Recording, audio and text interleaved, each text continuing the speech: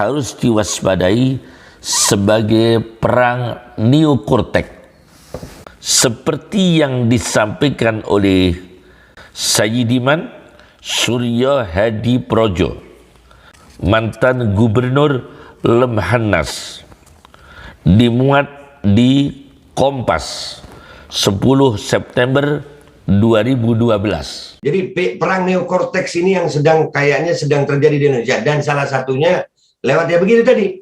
Ada pengalihan lewat orang yang melecehkan Allah.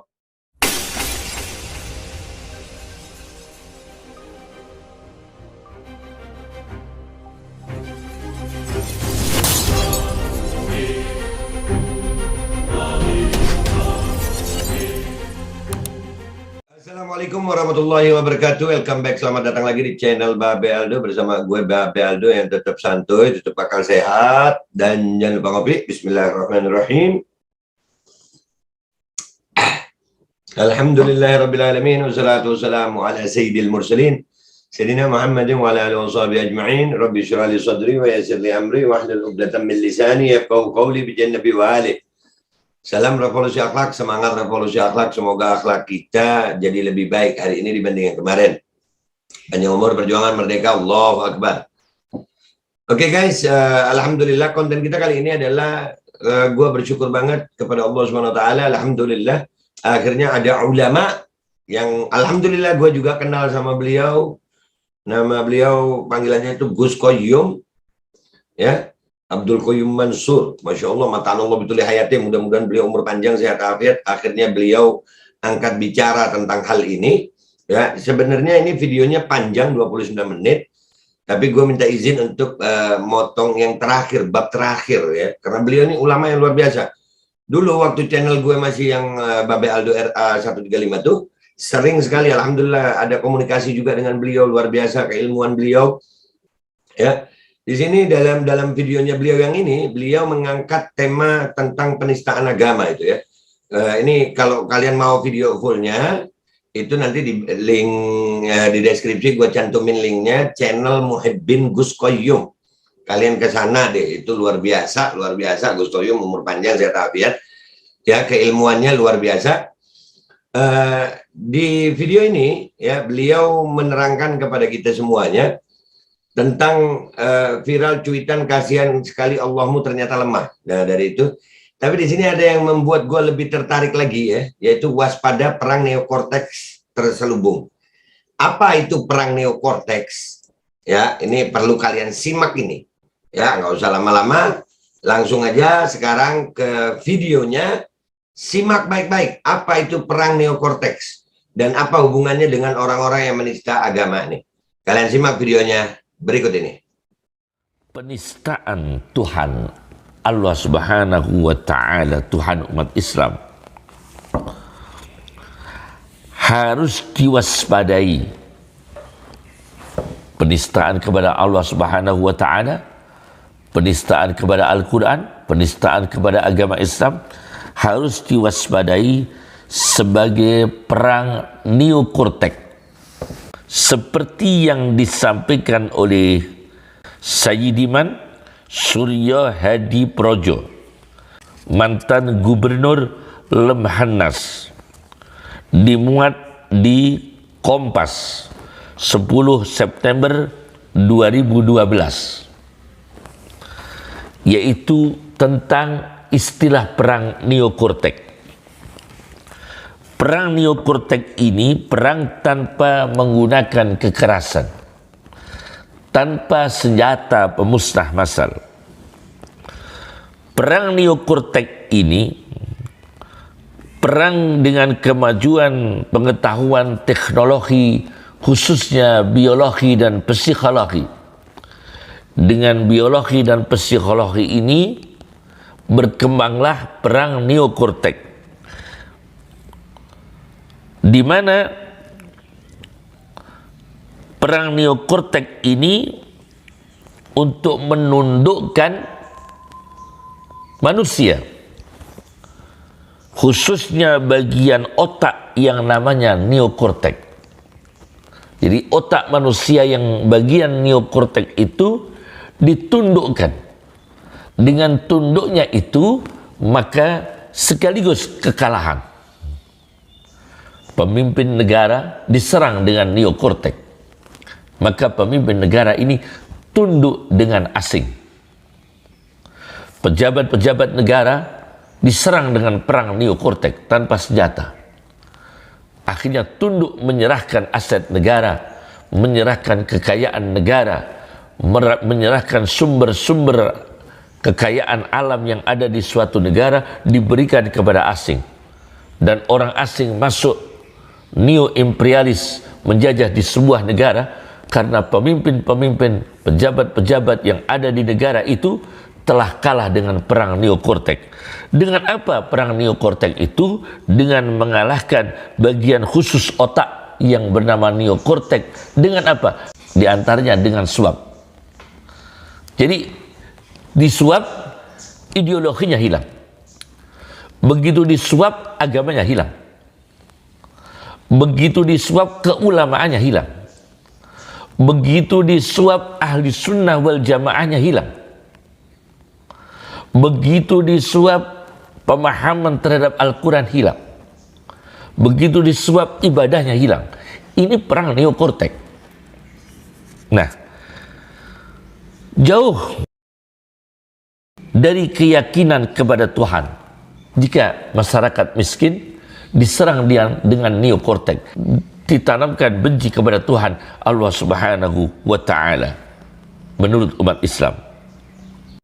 Nah, kemudian perang neokortek bisa terjadi hujatan kepada agama, hujatan kepada Allah Subhanahu wa Ta'ala, hujatan kepada Nabi Muhammad sallallahu alaihi wasallam, keluarga Nabi, as-sunnah, syariah. Supaya apa? Ulama-ulama ini konsentrasi bereaksi kepada mereka dan tidak ada ujung dan sampai melelahkan. Akhirnya ulama-ulama ini tidak membagi tugas. Siapa yang ditugaskan ulama mengkanter mereka dan siapa ulama yang ditugaskan untuk berdakwah. Nah, karena ini dilupakan, terjadi perang neokortek.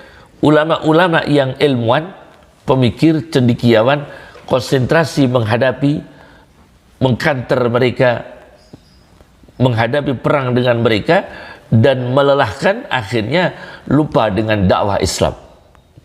Di saat ulama-ulama ini konsentrasi menghadapi mereka yang menistakan agama Allah, tapi tidak membagi tugas, karena itu taktik mereka sebagai perang neokortek. Ulama-ulama Islam ini melupakan, tidak membagi tugas untuk dakwah. Akhirnya di saat yang sama, daerah-daerah tertentu terjadi pemurtatan-pemurtatan, penetrasi-penetrasi yang mempengaruhi orang jauh dari agama Allah, mempengaruhi orang ingkar agama Allah, mempengaruhi orang itu murtad dari agama Allah Subhanahu wa Ta'ala. Karena ulama konsentrasi kepada menghadapi mereka, tidak membagi tugas kepada dakwah, untuk dakwah. Dan sebagian ulama kalah dengan perang neokortek, yaitu dengan suap. Nah, maka para ulama Islam, para tokoh muslim dan para umat Islam bagi tugas. Siapa ulama yang mengkanter mereka, meluruskan akidah-akidah yang sesat, dan ulama jangan sampai kalah dengan perang neokortek. Harus ada ulama muslim, dai-dai muslim yang difokus untuk dakwah, dan harus ada lagi yang menjaga akidah di bawah. Nah, dan harus ada lagi yang mewaspadai penetrasi untuk merusak akidah umat Islam, untuk memurtadkan umat Islam, supaya kita tidak kalah dengan perang neokortek yang tanpa senjata. Amerika Serikat sendiri sudah menggunakan perang neokortek. Bahkan Hitler, ditulis oleh Saidiman Suryo Hadi Projo di Kompas 10 September 2012, Hitler pada tahun 1938 berhasil menundukkan Austria. berhasil menundukkan Austria tanpa kekerasan, tapi dengan perang Neo-Kortek. Jadi berbahaya sekali. Inilah yang bisa saya sampaikan ketika orang menistakan Allah Subhanahu wa Ta'ala, menistakan Islam, menistakan Rasulullah. Ulama membagi tugas. Ada yang menghadapi mereka untuk mengkanter dan meluruskan akidah, ada ulama yang berdakwah, dan ada lagi yang mewaspadai pemurtatan dan penetrasi merusak akidah umat Islam. Cukup. Assalamualaikum warahmatullahi wabarakatuh. Waalaikumsalam warahmatullahi wabarakatuh. Alhamdulillah, sudah kita simak tadi penjelasan dari beliau Gus Qayyum, mata'anallahu bituli hayatih. Mudah-mudahan beliau umur panjang, sehat afiah, berkah ilmu, berkah umur, berkah manfaat, luar biasa. Kita semuanya yang nyimak insya Allah dapat ilmu yang manfaat dari beliau. Ini kita perlu ulama-ulama yang bersuara seperti beliau nih. Beliau mewaspadai adanya perang Neo-Kortek, yaitu perang dengan penaklukan terhadap lawan tanpa senjata pemusnah massal yang begitu. Enggak. Nah, yang sekarang ini alhamdulillah, gua kira gua nggak dapat dukungan ulama. Alhamdulillah akhirnya ada ulama yang bersuara masalah ini. Karena bioterorisme itu termasuk dalam peralatan perang Neo-Kortek ini. Ya, itu tadi beliau jelas banget, beliau bilang masalah swab. Di swab bilang iman, di ini bilang ini. Dan itu memang benar, pernah terjadi, pernah gua angkat di konten gue. Salah satunya di Afghanistan ya, tahun 2005 Amerika udah pakai itu. Ya lewat apa? Lewat penyebaran penyakit di udara, lewat micin, lewat RT-PCR. Ada itu dokumennya kita. Videonya ada di Pentagon. Nah, beliau ternyata paham. Alhamdulillah. Kami berharap makin banyak ulama-ulama yang mau bersuara seperti beliau. Ya, nih ulama yang ngomong.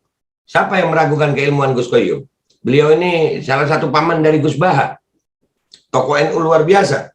Keilmuannya tidak diragukan. Ya, mudah-mudahan beliau umur panjang sehat afiat. Jazakumullah bi ahsanil jaza fid dunya wal akhirah buat Gus Qayyum dan semua santrinya, keluarganya, pecintanya. Ya, luar biasa. Jadi perang Neo-Kortek ini yang kayaknya sedang terjadi di Indonesia, dan salah satunya lewat ya begitu tadi. Ada pengalihan lewat orang yang melecehkan Allah. Ya, penguasaan diri manusia tanpa harus menggunakan senjata tempur. Itu namanya perang Neo-Kortek. Dan ini wajib diwaspadai buat semua nih. Nah, ini buat ulama-ulama nih. Nih konten ini ya, nih gue sebut nama-namanya nih. Ustadz Abdul Somad, Ustadz Adi Hidayat, Ustadz Felix Siau, ini yang gue inget-inget aja nih.